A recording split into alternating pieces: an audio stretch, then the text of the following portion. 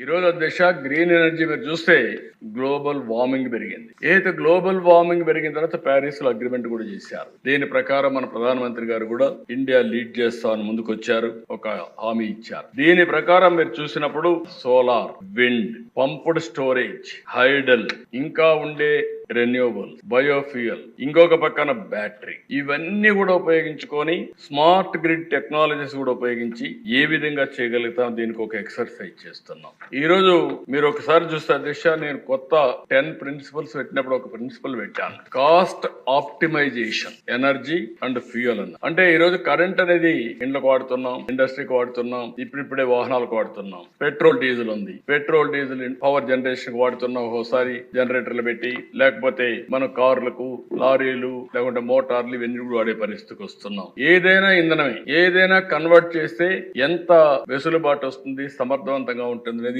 మనం గుర్తుపెట్టుకోవాల్సిన అవసరం ఉంది. ఈ రోజు దీని వల్ల ఈ 4-5 నేను చెప్పినట్టయినా ఇంటిగ్రేట్ చేసుకొని కరెక్ట్ గా ముందుకు పోతే 4-5 బెనిఫిట్స్ ఉన్నాయి. ఒకటి, ఖర్చు తగ్గించే పరిస్థితి వస్తుంది. పోయిన సంవత్సరం ఈ రాష్ట్రంలో ₹5.16 ఆవరేజ్ ప్రొక్యూర్మెంట్ కాస్ట్. ఒక యూనిట్ కొనాలంటే మనం అంతా సరఫరా చేయాలంటే వినియోగదారులకు ఆవరేజ్ ₹5.16 అవుతుంది. మీ అందరికి కామన్ మ్యాన్ కి అర్థం కావాల్సిన అవసరం ఉంది. రేపు ఏప్రిల్ 1 నుంచి ₹4.80 తగ్గించాలని టార్గెట్ పెట్టాను. 36 పైసలు ఒక యూనిట్ కి తగ్గాలంటే ఏం చేయాలి? ట్రాన్స్మిషన్ లాసెస్ తగ్గిస్తారా, మంచి నాణ్యమైన కోల్ తీసుకొస్తారా, లేకపోతే సోలార్ పెంచుతారా, అంటే విండ్ పెంచుతారా, ఇవన్నీ చేసి 36 పైసలు ఈ సంవత్సరం తగ్గించాలి. నేను అందుకే ఎన్నోసార్లు చెప్పాను, నేను వస్తే తప్పకుండా మళ్ళీ కరెంటు ఛార్జీలు పెంచనని చాలా స్పష్టంగా చెప్పాను. ఇది వ్యూలో పెట్టుకుని చెప్పాను.